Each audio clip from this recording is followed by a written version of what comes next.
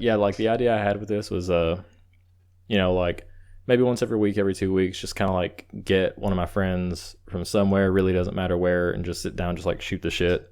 Just kind of like, Yeah. it's kind of like, I don't want to say it like this because it almost makes it sound less invested, but it's almost like a quick creative fix in between like my bigger projects. Absolutely. Yeah. It could. What kind? I'm sorry. Go Oh ahead. no, you go ahead.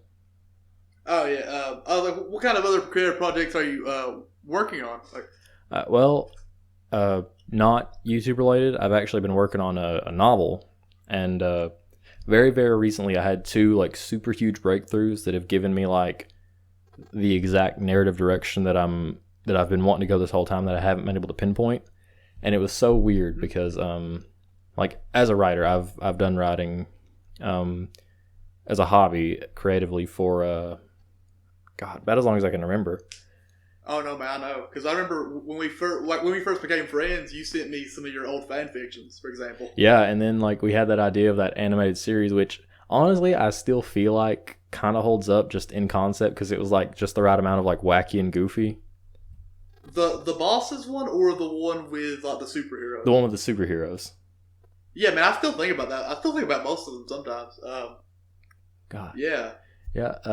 But with this one story, I've tried to start a couple of different books for like years now, and the only thing they all had in common was that they were all fantasy, and none of them ever really panned out. And then one day I was sitting there, and it just kind of started going through, really without even meaning to. I was just kind of like, just thinking, and I really wasn't like, sitting down and being like, all right, what works, what doesn't. I was just more or less casually thinking about it, and then I started thinking about it a little more, and I was like, wait. So I like this about this character, but I can't go anywhere. So what if I change it to do this? That opens up the opportunity for this. And it was like this big breakthrough. And I was like, wait, I can pull this idea from this other story and put it in here because it actually works better here as a side plot than the main plot. And it all just like snowballed really well. And then, so I outlined pretty much the whole thing. And I don't want to say too much.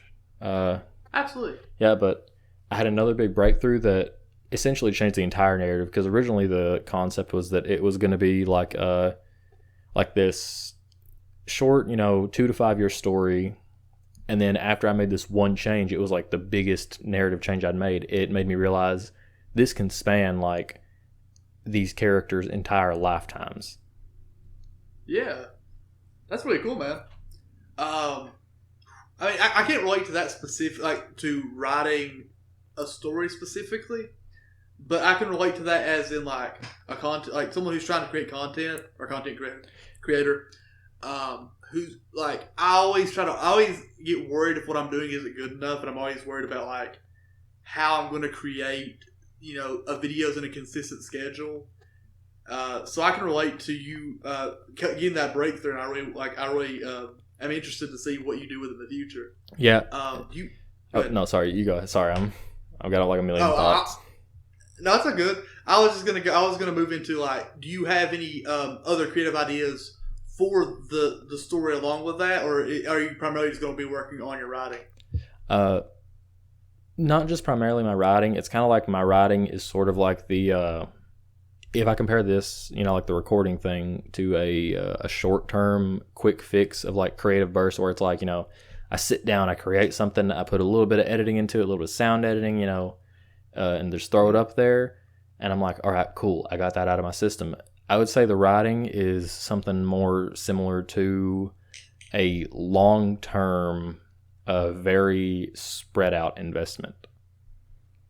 I understand. Yeah, where it's like, the writing thing, from point A to point B of like just this small span of, I guess, creative fulfillment. It's stretched so much further over the course as opposed to, once again, like this, where it's just you sit down, you record, do a bit of sound editing, and then bam. Absolutely, man.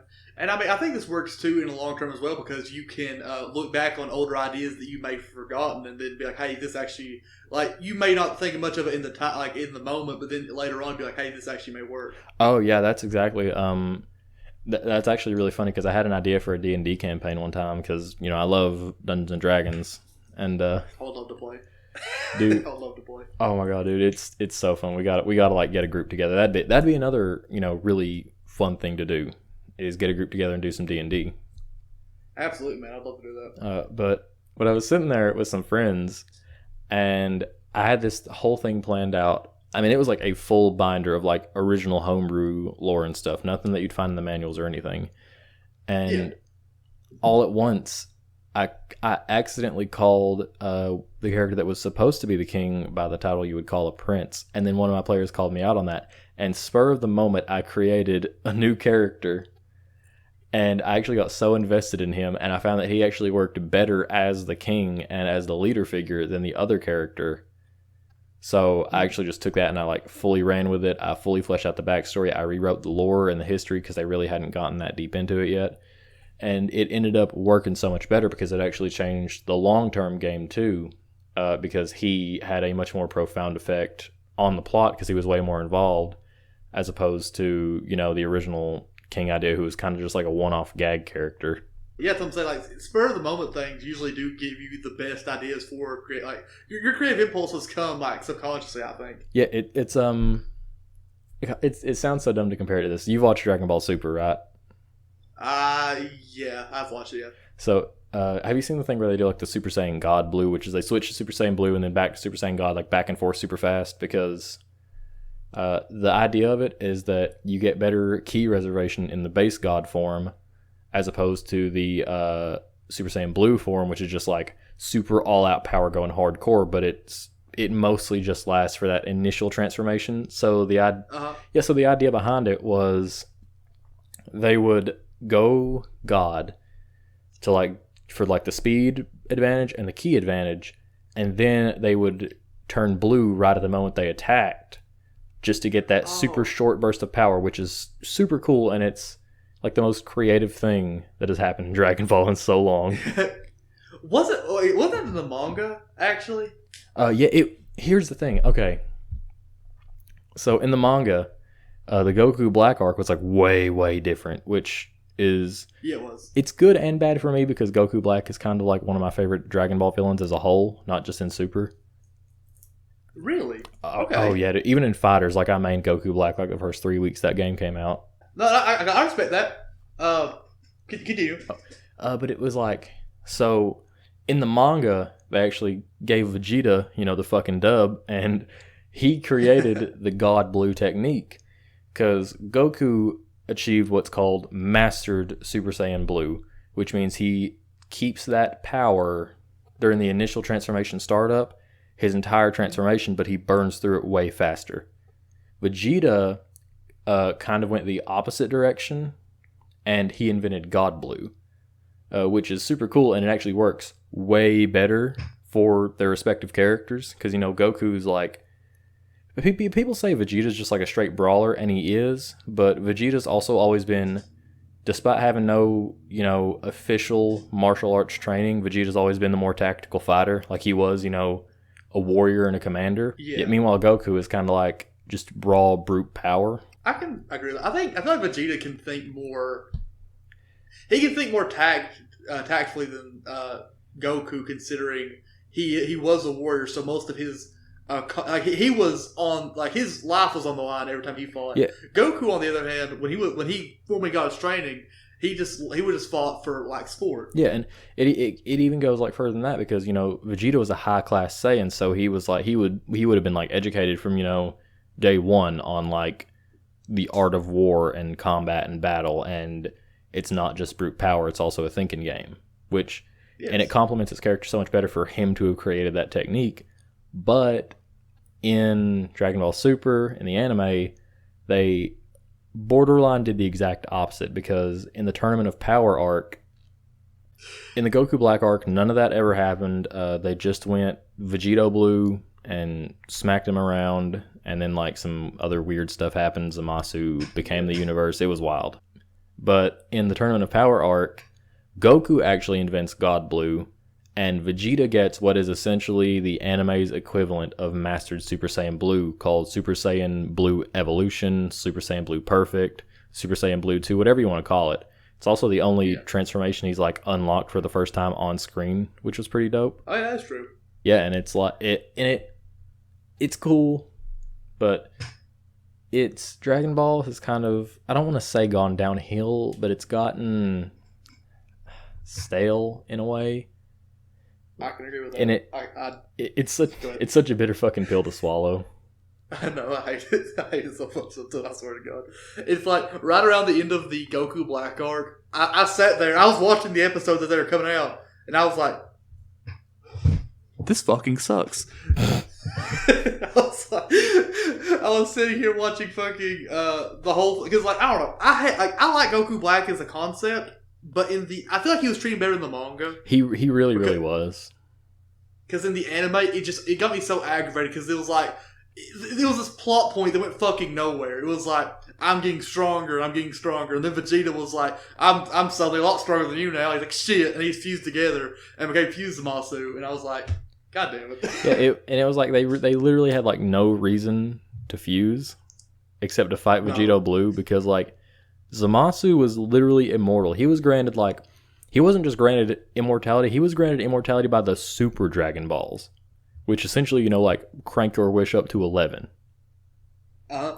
And like he literally had no reason to fuse with Goku Black except for like a power boost. And then he like tainted himself by fusing with Immortal, which I guess you could say it's like his own arrogance got the best of him because he didn't view Goku Black as immortal. He viewed him as himself because it wasn't self, blah, blah, blah. It's still not great. Yeah, because I don't know, they were trying to write Zamasu and Goku Black as like these villains you wouldn't expect to see in Dragon Ball, but they just, Zamasu specifically, they just did it so poorly. Sorry. But it's not good. I was just going to agree with you because that's like a super big point of content. I don't know if you'd say contention or... but it's like everyone's kind of in agreement that Goku Black is a better character than Zamasu. He is. And I do like how Zamasu's... spoilers. How like the personality of Zamasu changed over time when he got inside of Goku's body. Yeah, he started kind of like feeling a little bit of the Saiyan pride. And then I like that. It kind of goes back to something else, like very subtle thing. Dragon Ball's really good at doing subtle things and not drawing attention to them, but at the same time they do them so subtly that you could almost be considered reaching if you notice them. He almost goes back to his old personality whenever he unlocks Super Saiyan Rose, because it's like the closest he can get back to his Kai Ki. That's fun. But it's like but it's like the closest he can get back to that.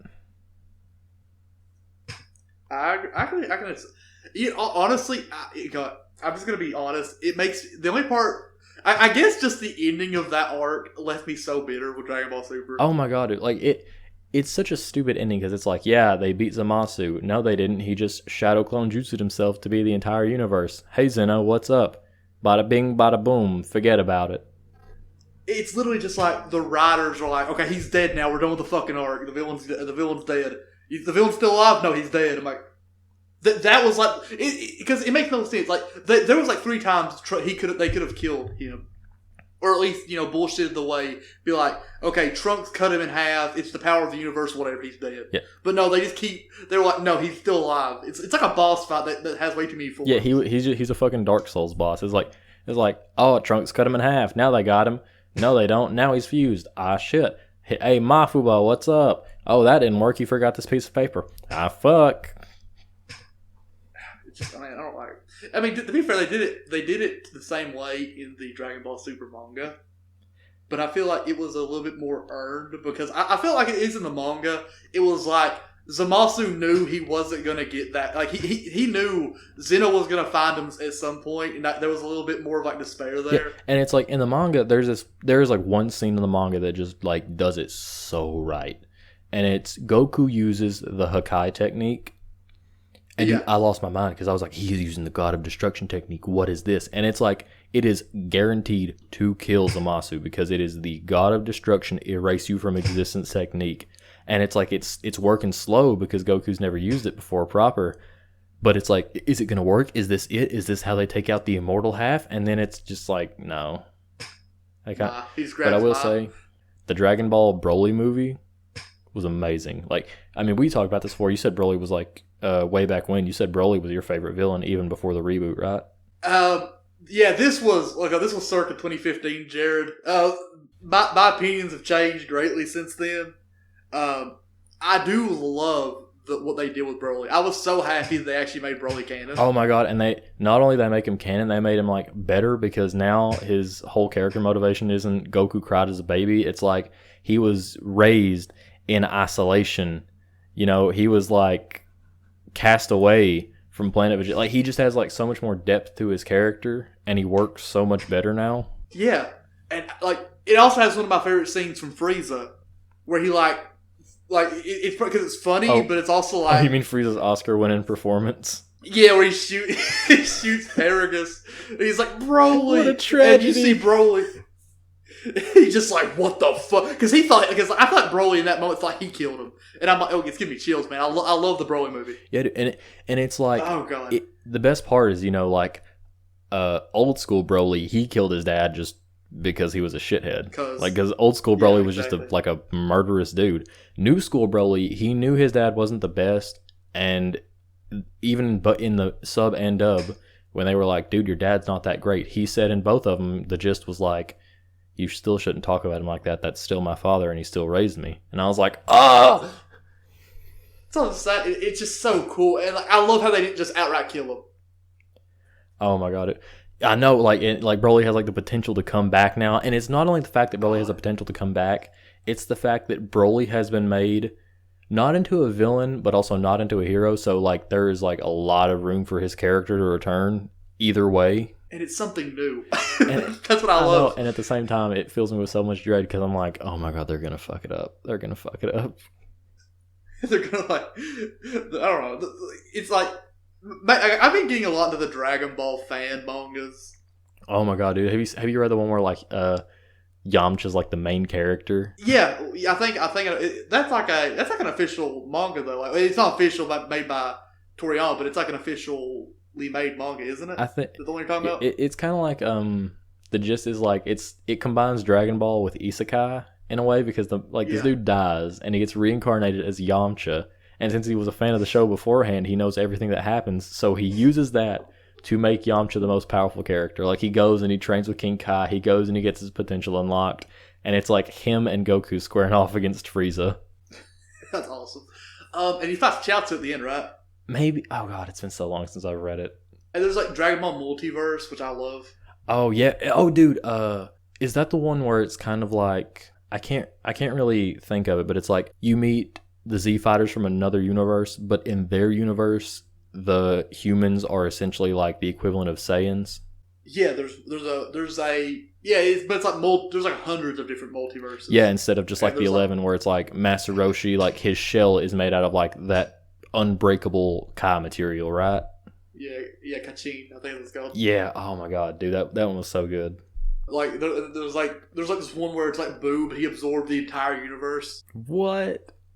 Yeah, and he's like, I don't even think he's got an official fight yet, and all of the fights are like really strategic, and that's why I don't like about current Dragon Ball, but I loved about like older Dragon Ball where there's a little bit of like OG thought into like OG Dragon Ball when it was actually a martial arts manga, dude. That's I know I'm going back to the Broly movie again, but it's just so good because to show how powerful Broly is, they made Goku.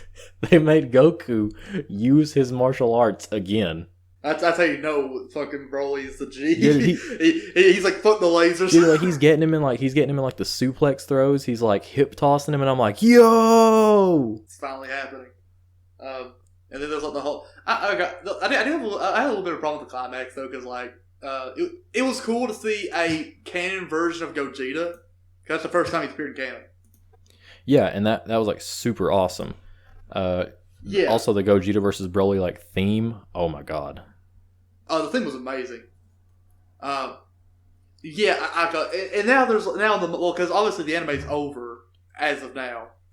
And they're currently working the Moro arc on the manga, which I have not kept up with as of recently. Well, they dropped the fucking ball on the Moro arc because Moro started super interesting because he was like the most powerful magic user in the universe. Like his because they've established magic and ki are like two separate things. but Yeah. his magic could essentially rival the ki of Gods of Destruction. So you have like this character with like this entirely foreign ability concept. And then you even have like Vegeta uses instant transmission, and That's cool. I know, and he even has a reason to not use it again. And it's a throwaway line. It can be seen as a cop out for him, like probably dying in this fight.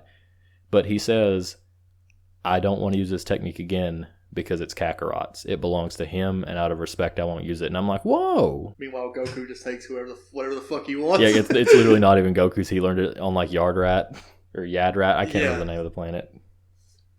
Okay, because I kept up with the manga until they revealed Moro's last wish, and I was like, that's what I was waiting for. That's what I was waiting for, like 6 to 7 chapters for. Oh my god, and it's so dumb too, because I saw a post that made me lose it, but also killed me inside, because someone was like, "Wow, this Moro guy seems really cool. Can't wait for him to fuck it up, and he becomes some humanoid goat man instead of like some olden sage wizard goat man, because that's all Toriyama knows how to write." And then it actually happened, and the same dude replied to his own tweet with that screen cap. He said, "God fucking damn it." It's funny because Toriyama's helping write the manga, but it's Toru Taro's writing it, right? Toyo Taro's like illustrating, and he's writing the majority of it, with Toriyama overseeing it, I'm pretty sure. Gotcha. So he's like, okay, this character's getting too interesting, let's fuck it up. I don't know, man. It's just... and I've been watching Avatar too, which, I mean, I love Avatar. Like, I haven't watched the full series before. Oh my god, dude! But and I watched it on Netflix, and I adored it. But the villain, Ozai, is one of the most bland villains I have ever seen. Yeah, because he's just like Fire Nation good conquest. Exactly, and they have all these other villains like Azula, and they have what was it, Sozin? They had like a little backstory with Sozin, like a little flashback. Yeah, where he was like Roku's best friend, and he let him die, and I was like, yo. Yeah. That's cool. And then Ozai is just like, I literally just exist as the final opponent. Yeah, and I literally heard someone make that complaint, and Avatar is such like a well-written, solid show that I saw someone defend Ozai being a bland villain in such a good way that it almost made me agree with them, because they were like, Ozai being bland only, and I'm paraphrasing here because I use a lot of big buzzwords, but they were like, Ozai being bland is kind of the point, because it only serves to make the dichotomy between him and Iroh that much stronger, whereas Iroh is just this super multifaceted, developed, rich history, like wizened old character who always has another secret, and you're always on the edge of your seat to learn that secret. And I was like, okay, I get where you're getting at. I get it. I would like that if there was actually any interaction between Iroh and Ozai. That always bothered me so much. And here's the thing. My little brother, he's a huge Avatar fan too. And we've had like literal several hour discussions about this, like pulling up fucking clips from the show, looking at specific quotes from the creators, looking at specific moments. Like, we are citing our sources. We're writing full-on essays. Oh my god. It's like, here's my thesis. But I genuinely think that Iroh could have beaten Ozai during the final battle. I think so too. But my little brother, well, he's like, Iroh admits he doesn't know if he can beat Ozai. And I'm like, but he also admits even if he knew he could beat Ozai, he still wouldn't, because he knows it's not his place. I can agree with that. That just brought up another thing that I was going to say. And I have talked to my girlfriend, because me and my girlfriend watched together. We like watched the entire series together. And I want your opinion on this. And this would sound fucking crazy. What if, hypothetically, Ozai, to set him up as an actual threat, killed Uncle Iroh? See, my soul would be crushed, first of all. I don't know if they could, like, kill Ozai, or kill Iroh, because, you know, like the whole Katara's mom thing and Jet thing, where it's they never use the word dead, they never say they're dead. If Iroh personally intervened goddamn, I get their names mixed up. If Ozai personally, like, intervened and killed Iroh, so there's like a give and take here, and I feel like philosophically, I believe there's always a give and take, and there's always like a forward and backward to everything. But Yes. that's a much deeper discussion. For another time. So the way it would kind of work is it would serve to build Iroh up as a more tangible threat. That's like the baseline of what it would do. And on one hand, that's very good because it like gives them something more concrete to strive for. But at the same time, making him a tangible threat almost takes away from the mystique of like when you actually see him fight Aang at the very end. And it also serves to like, in a way, almost make Azula moot, because Azula was almost, you saw how strong Azula was, and you know Ozai is only stronger than her. So she almost serves as like the Silver Surfer to his Galactus. Like she is like just a fraction of him, and she's given these protagonists all this trouble. I want to. Okay, I wouldn't say argue that point, but I do want to bring up that there was absolutely no reference to how strong Ozai actually was until the finale. And I didn't, like, the way it seemed, again, this is maybe just me, the way it seemed, he didn't even seem like his firebending, like his ability, Jesus Christ, his ability was even that strong comparatively. Because, like, whenever Aang reached his avatar state, he just, like, eradicated everything that was in his way. And it was the exact same thing when he fought against Ozai. Ozai did not pose a threat to Aang at all when he reached the avatar state. Yeah, and that's another thing I want to take away from this. Like from the debates I've had with my little brother, I can draw from those. That's why I love talking about like media and stuff, because you can always kind of like pull from it and learn from it and stuff. Okay. And that's with anything in general. Once again, a little bit too deep for now. Watching Breaking Bad right now and hold it up. So, another discussion. There's always another layer. On season 3, but okay, go ahead. Sorry. It's stated a few times, but never shown, that Ozai has like probably the most brute force, flat out power of any modern firebender. Iroh had like all the technique, he had all the know-how, he had all the skill. He understood the fundamentals and the basics of how every other element worked, which only made him stronger. But even he admitted Ozai had like, and I'm willing to admit this, even he admitted Ozai had like way more brute force power than he did, and he was able to shatter the wall of Ba Sing Se with Sozin's Comet just by breathing. That is a big flaw, is that Ozai is just kind of constantly built up as violating the very cardinal rule of writing of show don't tell. But at the same time, I can still, and I don't want to defend everything Avatar does, but at the same time, I can almost defend it because the telling and the not showing really does serve to build up his mystique even more, because you literally don't even see his face until like the final season. That's true. And I feel like, I mean, even outside just the mystique, I feel like that's more of just like a cost concern because it was Mark fucking Hamill who was voice acting him. Yeah. But I don't know. I mean, actually, you know, I'd argue though that me bitching about Ozai actually serves the show because it shows like if this is the only major flaw I have for the show, that shows you how good it is. Yeah, like this show is like done so well, like, and it's the, and I don't want to say it's like you can learn life lessons from it, because I mean you can though, because like it really does have some very good advice and wisdom, not just like done by good writing, but done by actually taking from real world religions and philosophies. Absolutely. And it's all done and composed super well. And it's even like the little things, like you see Sokka over the course of the series become like the best like non-bender pretty much in the world. Like he becomes a master swordsman, he becomes a master tactician, he becomes a leader of an army, like, and he essentially masters the non-bending tactics of all four nations. Mm-hmm. Like he learns with the Kyoshi warriors, he learns from a firebending swordsman, he learns the guerrilla, or not the guerrilla, but he learns of the kind of like, you know, messenger tactics of the air nomads, and then applies them to combat.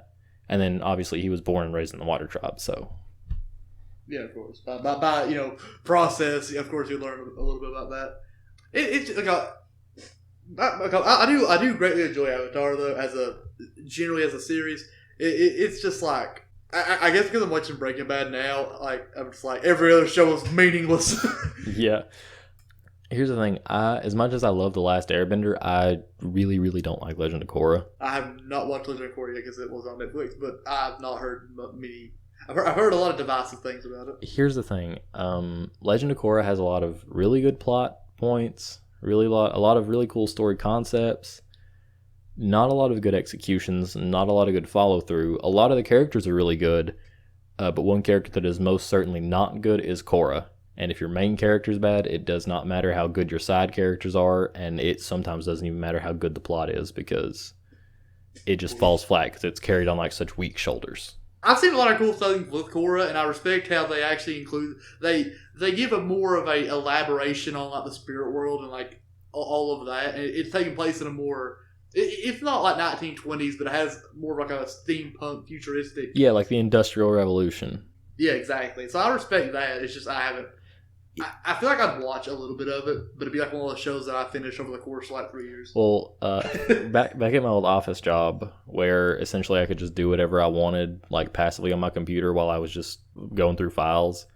So I would watch, shows on my computer while I would go through these files. And I watched Legend of Korra twice, once at work and once at home, just to be sure that I wasn't like missing important stuff. So I'm not talking to someone who half watched it. I'm talking to someone who double watched it. Absolutely sure. I had to be sure this show was not good because I could not believe it fell so flat. I feel that. I don't want to spoil anything, but just Korra's not a good character. She is almost never wrong, and when she is wrong, she doesn't really face consequences for being wrong. And then when she does the thing that literally she is not supposed to do, she should never do as the Avatar, when she does the one thing that the Avatar is not supposed to do, every character is just like, good job. He's like fucking Goku. Dude, even then, Goku's at least a little interesting because his hair changes different colors. It's always like, oh, I wonder what we're getting next. I haven't seen purple yet. I'm waiting for that fucking purple. Ooh. Oh god, it's been like I have like nothing sacred anymore. Dragon Ball Z's like kind of. Super. It started fall. I don't want to be just like come off like a Dragon Ball Super hater because there are good things in each. It's weird because like I'm sorry I cut you off. I was just gonna say it's weird because like humans naturally have a negativity bias. You focus more on the negative things, so yeah, of course you're gonna notice these negative things more when you watch. And then when you communicate these negative things to someone else, they're going to focus on your focusing of these negative things. So it's almost like amplified to them. To be fair, I've always watched through Dragon Ball Z, but like, I guess as I've grown older, it's just become a bit more like very simple. Because I've seen so much anime over the last couple of years. And like, there's been so many like interesting philosophies and good ideas, and I'll admit Dragon Ball. Actually, that's why I like Dragon Ball Heroes over Dragon Ball Super, because Dragon Ball Heroes is just like, here's cool shit, just watch this, and I'm like, all right. It is so shameless, and it knows it's shameless that you really can't even be mad at it. I'm not, because like I woke up one day, fucking my friend Sean sent me a picture of Golden Core. I'm like, Core is my new favorite villain, by the way, from the movies. I didn't bring that up earlier. And I was like, Nani. And then Gold Metal Core. I'm like, oh my god. I know. And then it's like, what do you mean? What do you mean Super Saiyan 3 Trunks? What do you mean? What do you mean Super Saiyan 4 Gohan? What do you mean Super Saiyan God Trunks? What are you talking about? And it's just like, it's all the shit that you want to see, and they know it. I know. And then what the fuck was it? Like the evil Saiyan who had who I have no idea who the fuck he is, but he's just like evil for no reason. I'm like, I like you. Yeah, and it's like he goes Great Ape, he goes Golden Great Ape, he goes Super Saiyan 3, he goes like all this cool shit, and it's just like, I see what you're doing. And then like fucking Jiren actually has a fight where I feel like he actually like he's evil with someone. Fucking Cyborg fuses Zamasu. The main villain brings down a fucking meteor from nowhere. Yeah, and it's like there's literally nothing wrong with hype for the sake of hype. It's when you try to act like it's not hype for the sake of hype that people start to have problems. I can agree with that because like that's a lot of my issues with Dragon Ball Z. Yeah, that's when it comes off as disingenuous. Yeah, man. Like I don't know. Like it may just be because it has been a while since we've like sat down and talked, especially on like a platform like YouTube. I think this is on YouTube. Oh shit! I legit forgot this was like for a thing. I know, right? I mean, it's interesting, dude. It's just like because you know, a bit of fourth wall breaking. We haven't like physically talked in a while. Yeah, like we recorded like videos together regularly for like man. a year and a half, and then you know, life happens, you get older and shit, and then like this is the first, like aside from Twitter DMs, this is the first time we've like sat down and verbally communicated, and there's just like so much to say, and it feels new, but at the same time, it's just like that you really do never lose certain bonds, you know. Yeah, dude. Like, because let's say, like, even now, dude, I'll still consider you one of my best friends. I know, like it's crazy. Like, I literally at one of my old jobs, I saw your mom at the store I was working at, and I talked to her for like half an hour, and like she was just like, yeah, you need to talk to him. Like, I was like, I really want to, and then like you know we messaged each other on Twitter, and we're like, bub, and it was just immediate, just like, dude, how you been? Bada bing. It's what I'm saying, man. It's just like I don't like especially 2019 to 2020. It was a big transitionary period for me specifically. Like I moved out. I'm going to college. You know, like I you know on the least important side of things, I deleted my old YouTube channel. I'm just like focusing singularly on like one thing, and it's just like all this stuff is changing in my life, and it really makes me like you know it really makes me value those bonds I've made throughout my life and try to reconnect with those people. You know, as I'm saying, that's why I really do appreciate the chance to get to sit down with, and hopefully in the future do more stuff with you. Oh, man. Fuck yeah, dude. I mean, like, you know, I made that tweet, which I might just throw up on screen right now if I can find it amidst my sea of shit posts. But you tweeted something, I replied, I said, man, it's been an awful long time since I've been bad at Yu-Gi-Oh! Referencing our old series, Trey's Bad at Yu-Gi-Oh! Where it was essentially just us talking like this, while I absentmindedly played Dev Pro in the background. Dude, I feel like this, sir, because like I feel like this is because Straight Back Yu-Gi-Oh! Is hilarious. It was one of my favorite things I did on my old channel. That was great. It's funny though because like you were one of the only people I ever did like consistent videos with, and like. But I feel like just sitting down and talking serves that better than sitting down and playing YGL Pro. Yeah, because it's like you and I, we're both like creative types, you know, so we have like a lot of thoughts, a lot of opinions going through the old noggin, and it's just always good to you know sit down and get them out. Yeah, man. Like I've been like working really hard at doing YouTube. I know you're working very hard with your novel because like I understand that we both have that creative energy. It's good to have a place that's like a shuttle to sit down and express it. Yeah, like and I feel like with creative endeavors, something a lot of people lose sight of is you always have to do it for yourself at base, because if you're not making something you enjoy or you're not having fun doing what you do, it does come through, and even more than coming through, it weighs down on you super hard. Absolutely, man. Oh god, like I was getting to a point back when I was in the old channel, but I was doing the reaction videos because like reaction videos were where it was something easy I could do for content, but because back then all I cared about was getting like content and views, and I was like it was so wildly like unstable, and I was sitting there like I don't like doing this anymore. I remember a discussion we had like many moons ago, like back in like 2016, 2017, and we both came to this conclusion that like when you make content, it's like half for you and half for your audience. And I don't know how you feel about it. I feel like my perspective has personally shifted as I've gotten older, in the sense that as you get older, you kind of seek fulfillment more. Because like as a kid, you know, as a kid and a teen, your standards are very, very low, let's be real, usually. And getting that fulfillment is just as simple as watching something you like or doing something relatively easy that you like. That might not be, you know, the easiest to that person, but still, it's that fulfillment, I feel, speaking from experience, is a lot easier to get when you're younger, and then as you get older, it's much harder. And I feel that's why my perspective on that's changed in the creative aspect, is that you have to do it more for you than for putting it out there. Otherwise, it comes back on you, and it just shows the quality of your work. I can agree with that. I mean, that's what I'm saying. Like, I'm doing specifically just Yu-Gi-Oh stuff now, and I love it. I mean, I've made such a good community. I'm part of like a lot of like Discord for Yu-Gi-Oh specifically. I've been able to do commentating over like tournaments. I've been in some live streams. I've just been able to do all this stuff with the community, and I love it. Yeah, and like I'm super happy to hear that for you, because like whenever we would like get together and shoot the shit on video ideas, you like the Yu-Gi-Oh ones were always your favorite to talk about, and I remember that very vividly. And I'm super glad you're getting involved in like that community specifically, because I'm a bit of an outsider when it comes to it. But I'm not really subscribed to any Yu-Gi-Oh YouTubers, but I watch a lot of them. Like Rank 10 Yu-Gi-Oh, he's like one of my favorites. Yeah, what's his name? I think it's Dzef is how you pronounce it. He does like just like very specific top tens.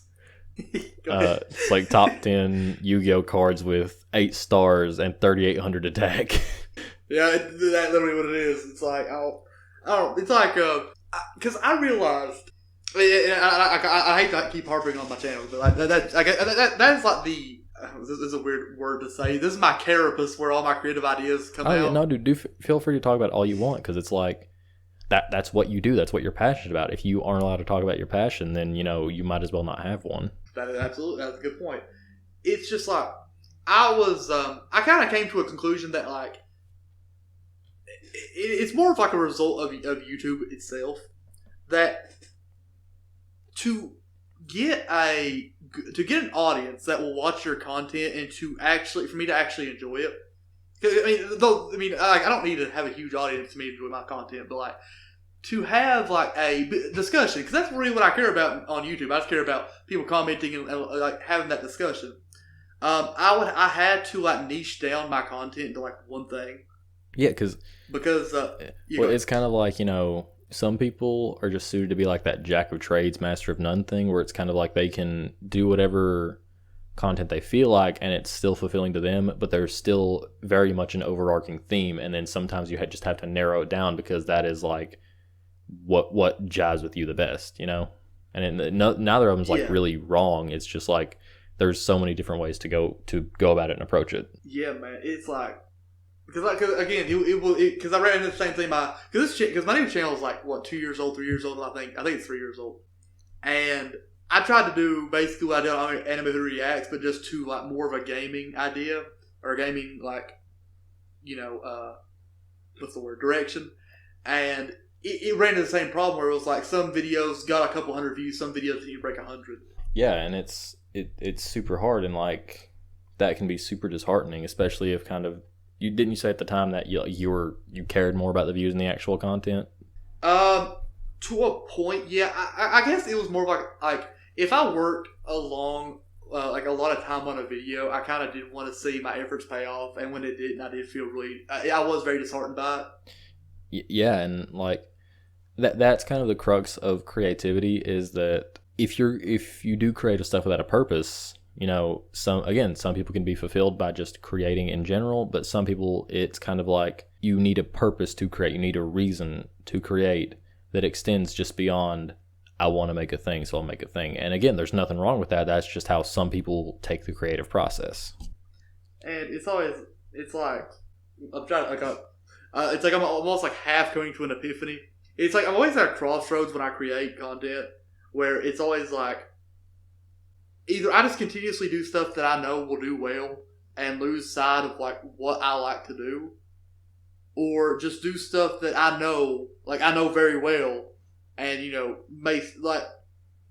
may struggle at the beginning, but we'll see over time growth. Yeah, which is what my Yu-Gi-Oh stuff doing, because like my Yu-Gi-Oh videos on average do way better than my videos Anime Reacts did overall. Yeah, it really does boil down to like a thing of willpower, like you can either And willpower is like a concept that I hold very near and dear to my heart, especially like as someone who, as someone who regularly engages in like fitness and boxing training and stuff like that. It feels similar because they're both, to me personally, training and boxing and creative endeavors are both very fulfilling to me personally, and they both require a certain amount of will to maintain that fulfilling aspect of them. Yeah, because something like that those are, it's interesting because those are both almost like it's like mastering your physical body along with mastering your mind. They're both and they may seem wildly different, but they both can like relate back to your body and mind in order to to do it successfully. Oh yeah, like I'm not religious. I feel like we discussed that like years ago. Like I'm not religious personally, but I don't want to sound like just a basic white bitch and say I'm spiritual. But I do believe in like the connection of the mind and body, like you said, and I believe that there is scientific reasoning as well as just kind of some subconscious reasoning that we know but don't understand, where you have to sort of keep your body and your mind in tune with one another. Absolutely. No, I agree with that because it's like it's almost like mind over matter. Because I'm a psychology major in college. That's what I'm getting my bachelor's for. Shit. The end of the next year. Spring of 2021 is when I'll have my bachelor's in psychology. So, as a psychologist, I have a question about mental health for you. Why do I want to hug so damn bad?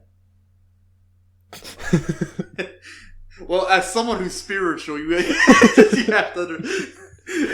There's a lot of. Hug, man. Have you seen those like toys that are like little baby seals? Yeah. I've seen them on Facebook, and Michael's like, "Are you gonna give me one for me?" I was like, "No, I'm gonna get one for myself." So I want, man. I got all these pop vittles, and they're not helping me at all. I know, man. I can only just lick them so much. Yeah, I'm staring right in Kid Boo's fucking eyes, and we're not having a connection. All this bullshit anyway. I got a little 180. Yeah, I know. It's just that's just how it is.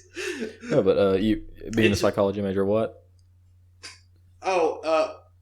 Being a psychology major, I really have gotten to understand like the root of a lot of not only my problems, but like why I decide to do what I do, and like how I can fix it. Yeah, it's just like that understanding. Yeah, because that's what I've always needed. Like because I do like there's so many projects, man. I mean, you know this. There's so many videos, ideas I've thought about and I've done or I've not done at all. Like I can never finish. And it's just like that lack of. I don't even say it's a lack of effort. It's just like that. I don't even say subconscious. Like if it's not going to get views, it doesn't matter. And that's not how I feel like I should feel, because like.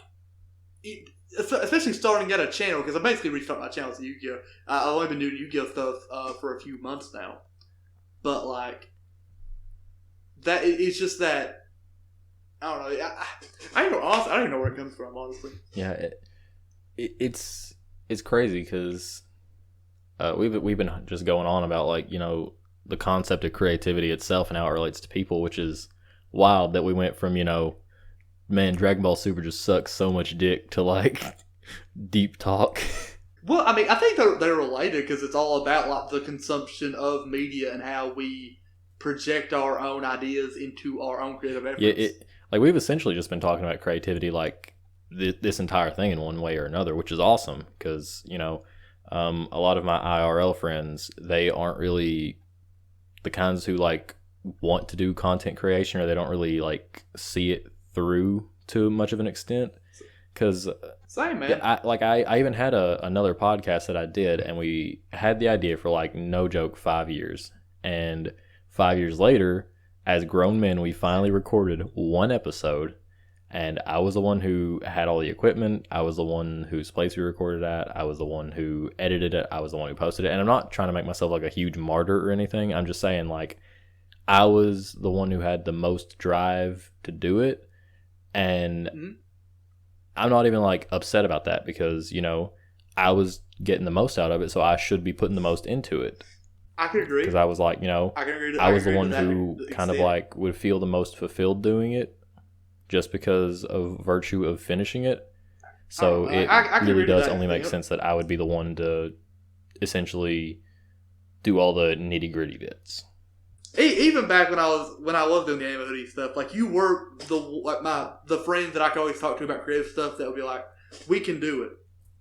Because my other two friends, they are, well, one of my friends is not creative at all. One of my other friend, Brandon, he usually goes along with my creative endeavors, but like he never really gives that much. He gives his thoughts on my ideas, but he doesn't really provide me ideas himself. Yeah, he's kind of like he's like the wall you bounce it off of, but he's not kind of like the idea box.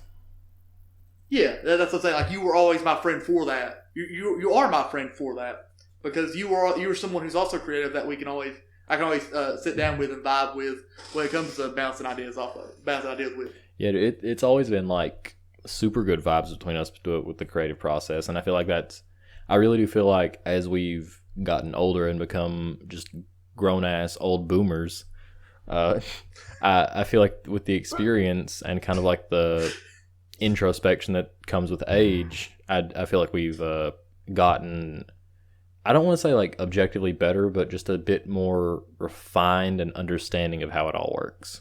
Because like if I look back, like I look back at some of my old content, I'm like, this is just bad. And I can look at my videos now, I'm like, this is not as bad. I've grown. It's like that quote. You don't win, you just do a little better each time. Exactly. That is my life in a nutshell. And I mean, because like I don't know, YouTube always been really weird with me. It's just like I've always wanted to like get out, but I've never. It's just like I've always been like alone with YouTube for the most part. And it's really hard for me to step out of my bounds to like collaborate with other people. I collaborated with an associate of Markiplier. Actually, that was something I was going to bring up earlier. Oh dang!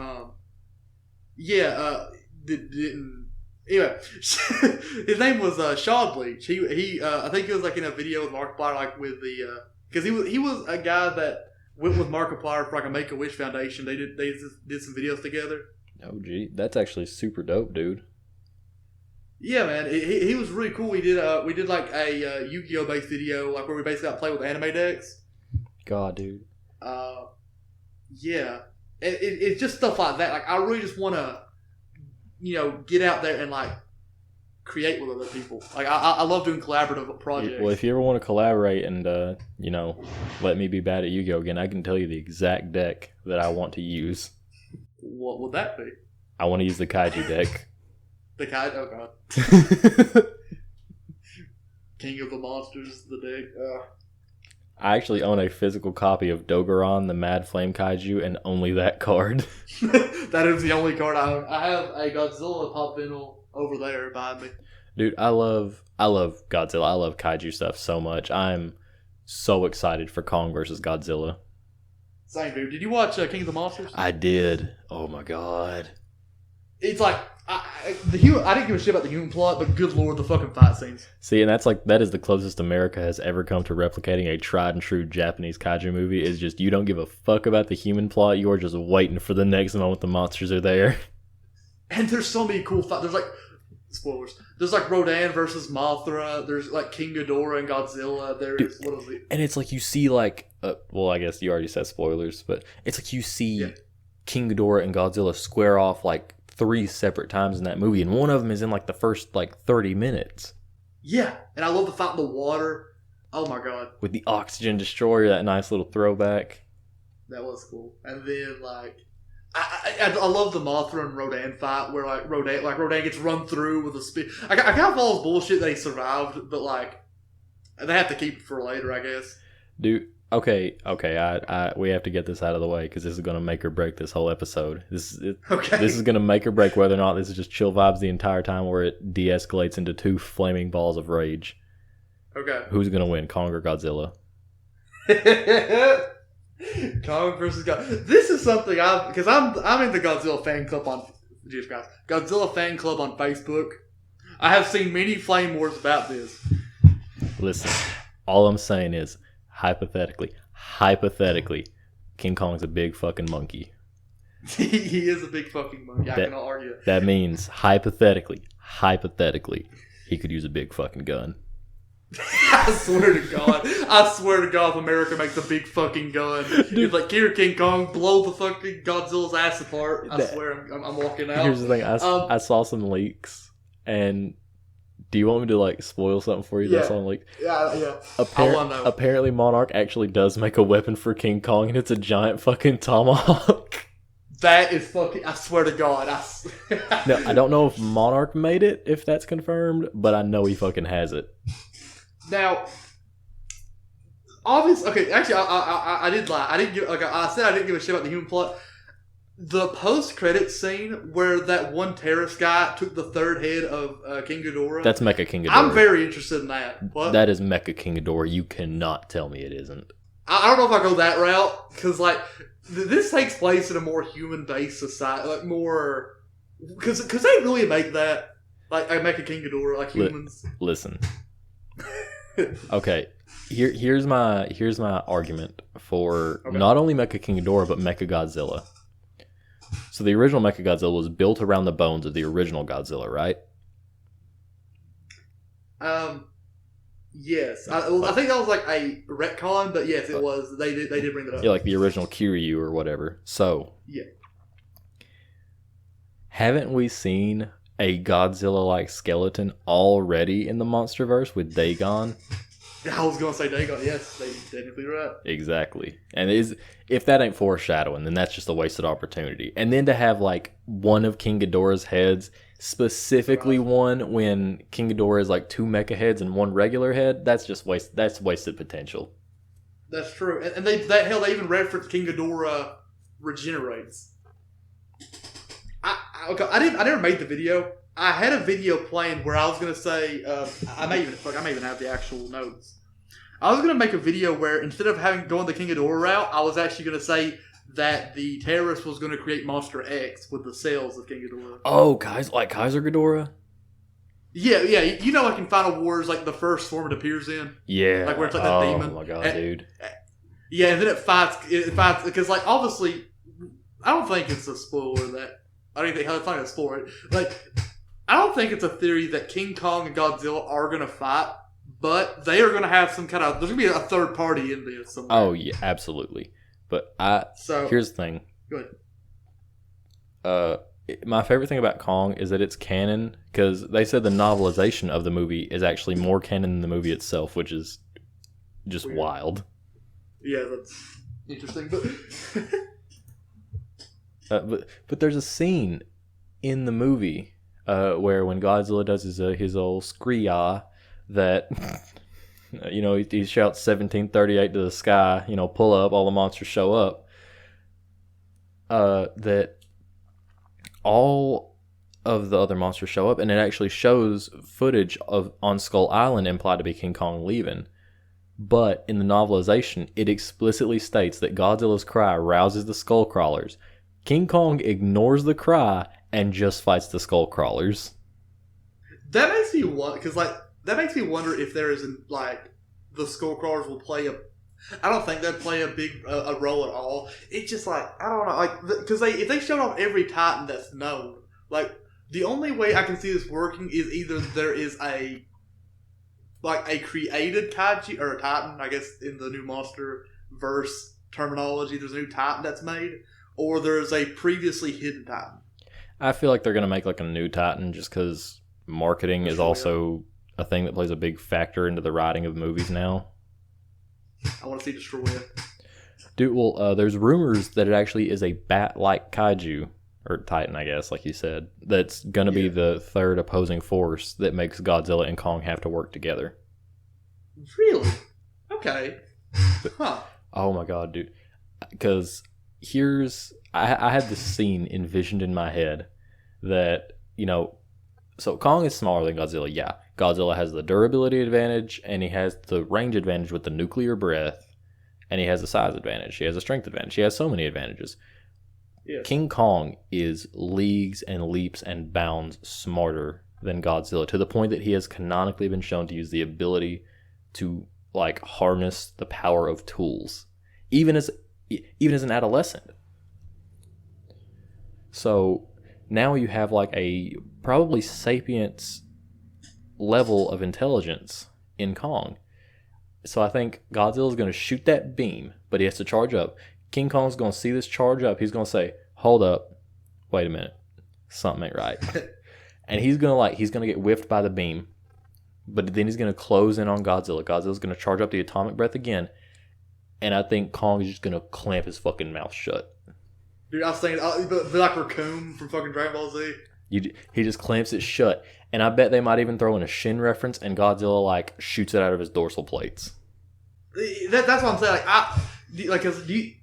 So you are on the boat that there is going to be a third threat along because King Kong and Godzilla along with another kaiju, right? Oh yeah, absolutely. Like they're like King Kong versus Godzilla is going to have a definitive winner. Yeah, it's going to be both of them against a tertiary threat. Yeah, and you said it was a bat. There's rumors that it's going to be a bat-like kaiju because a bat would have the superior speed and range advantage against both King Kong and Godzilla. Oh my god! Whoa! I just had my fucking brain exploded and reconnected. Okay, now wasn't there a plot point in one of the movies where the King Ghidorahs used to be like little bat creatures? Yes, it was the King Ghidorahs were like 3 genetically engineered little creatures, and then they let them get radiated. They came from the future with 3 little creatures, and they let them get radiated by the present day, or the past to the present day at the time. So the past passed. Oh god, I'm short circuiting, and and that created King Ghidorah. So to answer your question in the short way, yes. So what if? It just stay with me now. Primo what if Ghidorah? King Ghidorah's? Yeah, what if that head of King Ghidorah became a fucking bat? I don't know how the fuck this is gonna work. Because that's it. That's always a joke. But I just don't see. Because that's a rumor. But I don't see how a bat is gonna be I don't see a bat being a big enough threat to take on King Kong Godzilla at once and expect to do well. Here's the thing. I don't think it's gonna take them both on. I think it's gonna take them both on once, at one time. Once, it's gonna smack both of their cheeks respectively. Then they're gonna show up having their beef, and they're gonna be like, "All right, I just got my cheeks clapped by some dude with wings. I'm mad. I'm gonna take it out on you." Then the bat's gonna show up. They're gonna be like, "Yo, we're squashing this beef. We're taking them out." And that's when you get your big 20-minute long CGI fight scene at the end of the movie. CGI climax. Big CGI fight. Oh god. Big CGI climax. Because that's the only way I can see that working is if it was the bat was radically more intelligent and strategic than King Kong or Godzilla individually. I'm trying to think of how that would go together. Because going back to marketing, who would you rather I don't think a bat is this is the main threat. Because to be fair, in the first Godzilla movie, the 2014 MonsterVerse Godzilla movie, the Mutos, I think they're called the Mutos. Yeah, the Mutos. Yeah, they weren't a big threat necessarily, but they tag teamed, and that was their shtick. They fought they fought together, so they were a big enough threat, combined to fight Godzilla. Yeah, well, that does play pretty well because what do you usually see bats in? A swarm. There's 100. Yeah, that's actually a good point. There's 100 of them. Not 100. There's a few of them that just fucking tackle Godzilla. And they got an alpha. Wouldn't that just be actually? Wouldn't that just be redoing the whole Skullcrawler thing? That's true, but I also feel you could make the argument lore-wise that at this point in Kong's life, because Skull Island took place in 1964 or something, didn't it? That's true. Yeah, so at this point in Kong's life, 70 something odd years later, he's like, all right, I can deal with this. This is curtains for them. And then there's also the other kaiju, the other titans too. Behemoth. Dude, I really want to see some of them in action. The Behemoth. The Behemoth, weirdly enough, became a fan favorite. I know he did. And there were so many that weren't shown. Yeah, okay. I'm gonna do a Google search real quick. There was one. While you're doing that. Because there was Makola Mbembe. There was I know how to pronounce that because I was doing a video over it. Baphomet. There was fuck, who else was there? I think it was there's a lot of them. I can't remember every single individual one. But I was going to do a video where I was like, each one of these could be a monster, like an official monster, like just renamed, kind of like how King Ghidorah was renamed Monster Zero. Yeah. Like, go ahead. Oh yeah, and it's so cool because there's one who I really want to see, and it's gonna sound so dumb. I really, really want to see Titanus Methuselah in action, like just the big like island looking dude.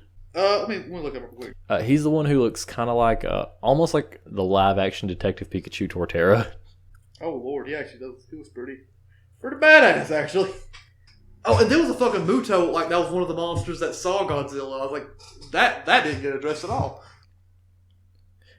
Oh my god, yeah, like there's like another Muto out there. That means there's at least 4 canonical Mutos. Because there's the 2 he fought in the first movie, there's Muto Prime from the comics, which have been stated to be canon, and then there's like the 3rd Muto. Yeah.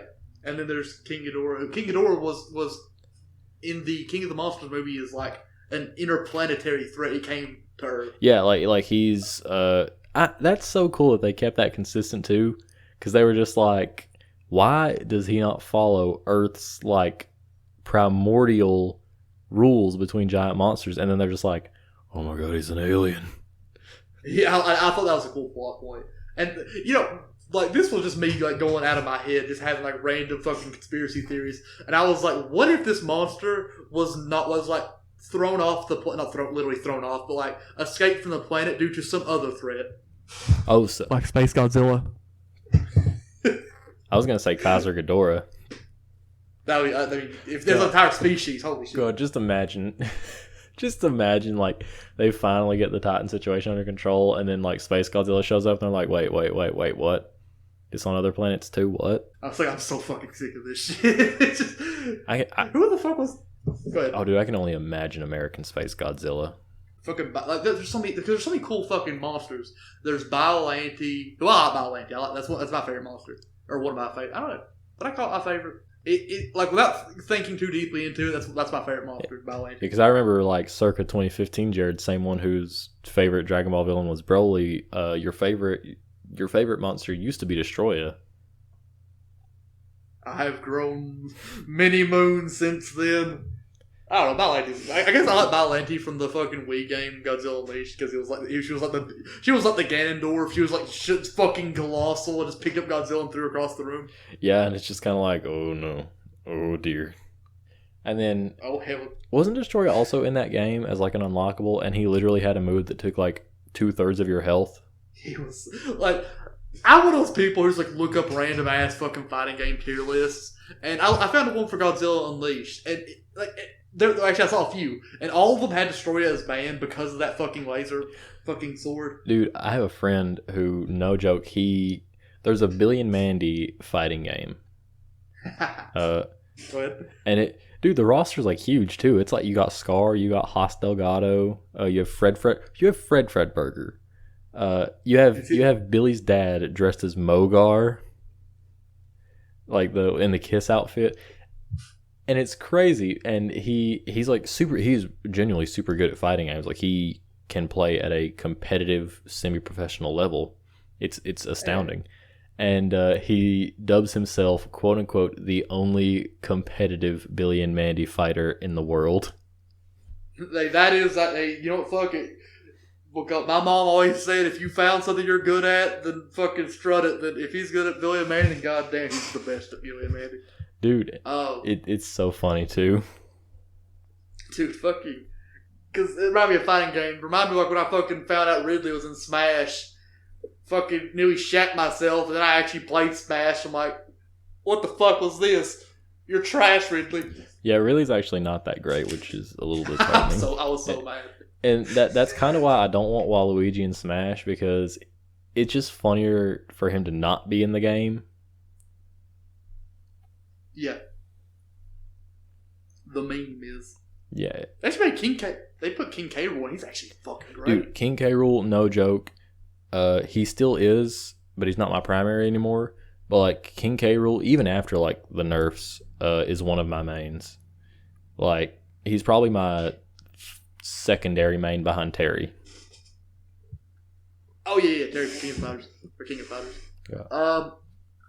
I main Ganon. I play a lot of heavy characters. I play King K. Rool. Well, my main's Ganondorf. Always has been. I love Ganondorf. And then after that, it gets a little bit like, messy. I guess it'd probably be King K. Rool, then like King Dedede. Yeah, like I used to. Well, we played Smash 3DS together a lot, and like I always used heavy characters, and I've kind of like grown out of that. That this character's a heavy, so I have to learn him and be good at him. And I've actually found that I really like. I don't know the proper terminology for him, but kind of like mid characters like Captain Falcon and Terry Bogard. Like, just get in, combo, get out. Mm-hmm. I can relate to that. It's just like, I mean, I've always kind of went more towards the heavy characters. I mean, I think I've just played Ganondorf exclusively since, I would like to say Melee. Was Ganondorf Melee or Brawl? Oh God, I think Melee. Okay, if it's not as long as Ganondorf was made playable, I've been playing Ganondorf since then. Back when he was just the Falcon clone. Exactly, but I don't know. I just find it so hilarious that he's just this big. He's like a fucking tank. He just walks through and smashes through everything, then slowly walks away. He's fun to play as too. He's better in the new Smash game too because he has a sword. Yeah, Ultimate. I've heard from some people that like Ultimate Ganondorf is essentially like the best Ganondorf has ever been competitively. They made him a little bit weaker, but still, if you get like a side. I don't know the official term, like a side C stick, like with a GameCube controller, like you can fucking annihilate someone with that. Oh, what, you hit him with a Doria? Yeah, Dora. I think he's cut you in half. Oh, dude. Now that I'm thinking about it, what is your opinion? Because I'm thinking about Wii. I'm thinking about the Switch now. What is your opinion of the whole National Dex thing with Pokemon? It was bound to happen eventually. I love it. I'm not gonna lie, but go ahead. Like, you love that Game Freak's getting called out for taking the National Dex out, or you love that they took the National Dex out? I love they did it because like it's like set rotation in a card game for a game. You know what I'm saying? Yeah. Like, there's way too many fucking Pokemon. There's all these like really, I'm abusing the term, cancerous movesets. It is good that they just took out They cut they fucking Thanos snapped the Pokemon. It's like, you have this limited competitive, you have this limited set of Pokemon. Make competitive teams out of that and have fun. See, I actually didn't think about that, and I heard a lot of people arguing against it for that exact reason, that it impacts the competitive scene so heavily. For me, from a gameplay perspective, and it sounds weird to be arguing for less content, but in a game with like the shtick of Pokemon of catch them all, it just became so daunting to actually get the National Dex and catch them all. And then it's like, now you have like this set of 400 that you can catch. It actually incentivizes me more because I can do it all in one go in this one game without needing like 17,000 trades. Exactly, dude. And you know what? I actually fucking did. I have all 400 Pokemon. I got the shiny charm. Dude. Okay, speaking of shiny, so my same friend who I told you does the fighting game stuff, right?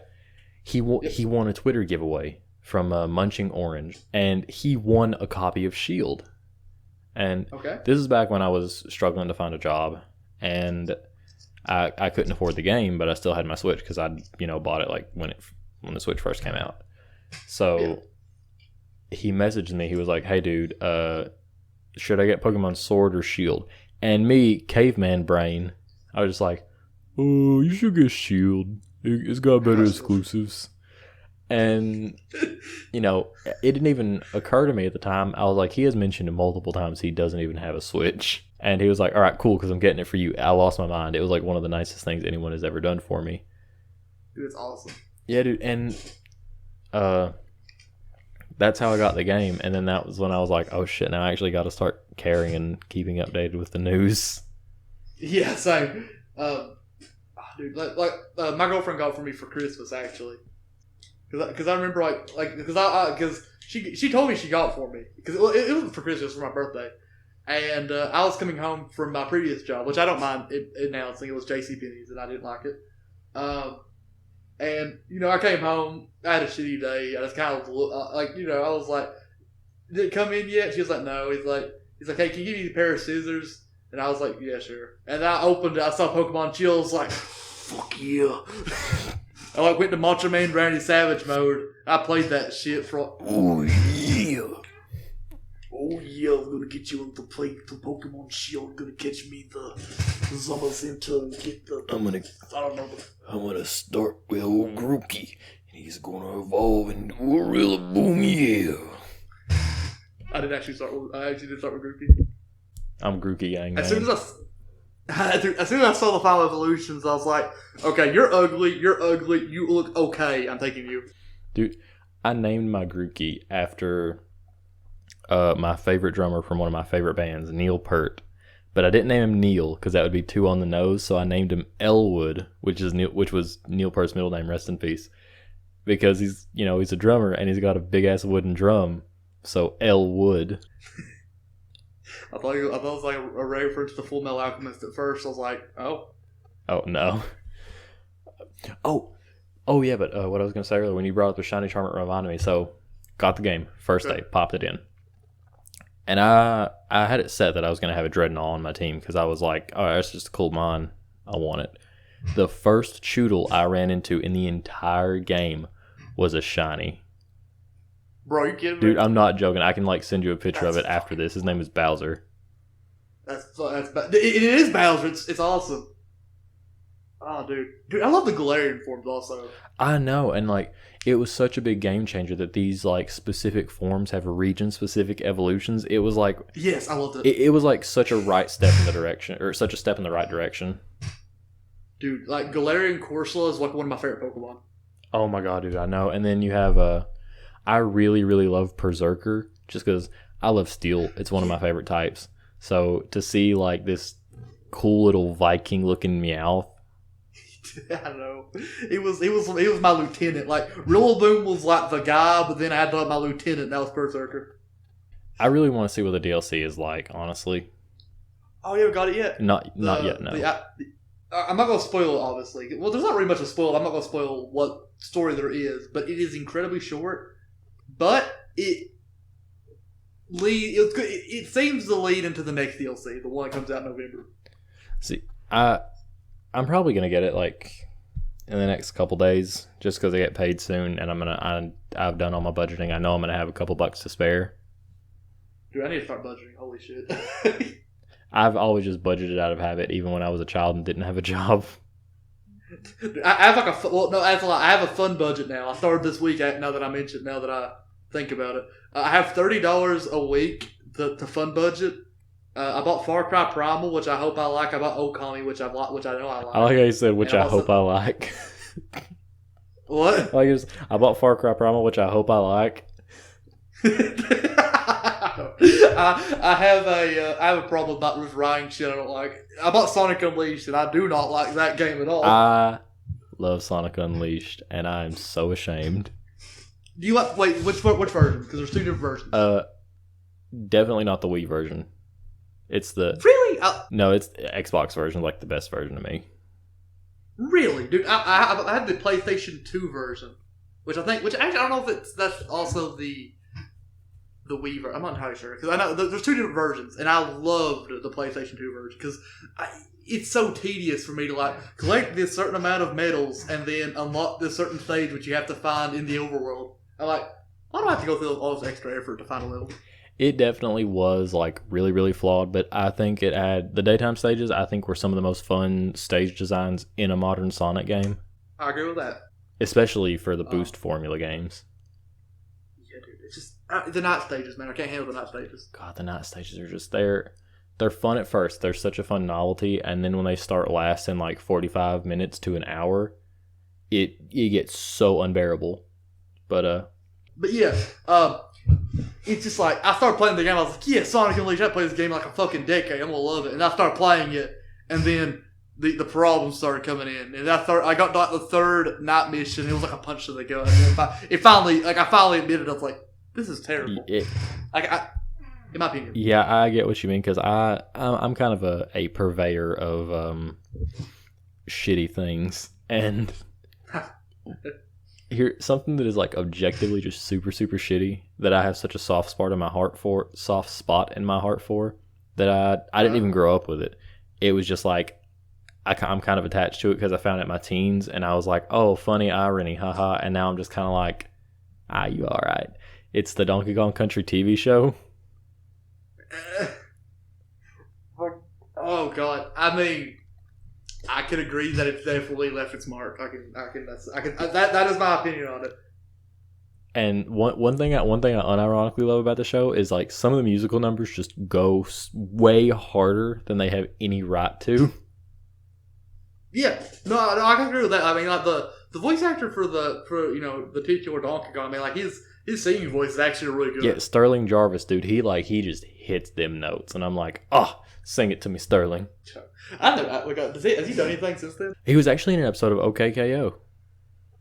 Really? Yeah, there was an episode of OK. Did you watch OKKO?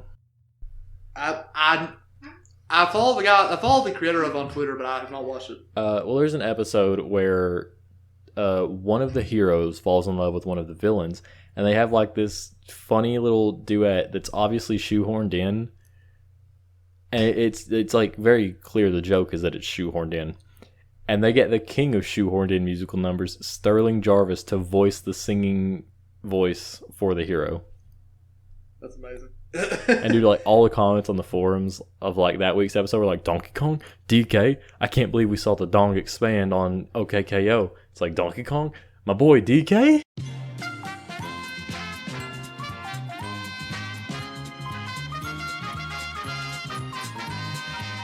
We are at like an hour and a half of recording.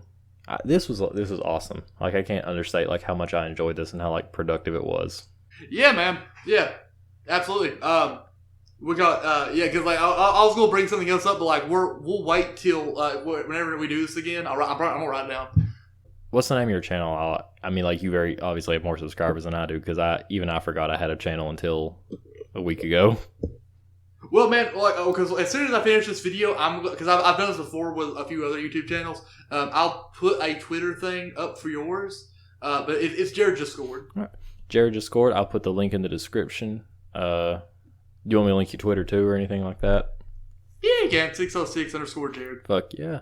All right. Dude, this was awesome. I had like a lot of fun doing this, and honestly, I can't wait to do like more of this. Like if it's cool with you, I might bring you back like a couple more times just to kind of, get the vibes rolling. Yeah, man, whenever you need me, just message me. I'll gladly join. Yeah, and then like even beyond this, some other type of content, like I don't know, something like Jackbox. If you ever played that, that's super fun stuff. Yeah, man. That's what I'm saying. Like I want to help you as much in your YouTube career as possible, man. Yeah, and I want to help you too. Like however I can, whether it's like, just small stuff, like a little bit of feedback, like, hey man, can you like check this sound for any bugs or anything like that? Just stuff like that. Yeah, man, I appreciate it. Hey, but man, I'm gonna go and actually probably start the editing as soon as I can, and then I have to work at like 5 a.m. Shit. Dang. Same. I think I have to get up at 6 actually. Oh shit. But dude, this is awesome. I literally cannot wait to do this again. I had a lot of fun. I'll talk to you later, man. See you, bro. Have a great one. You too, dude. That was weird. Have a great one.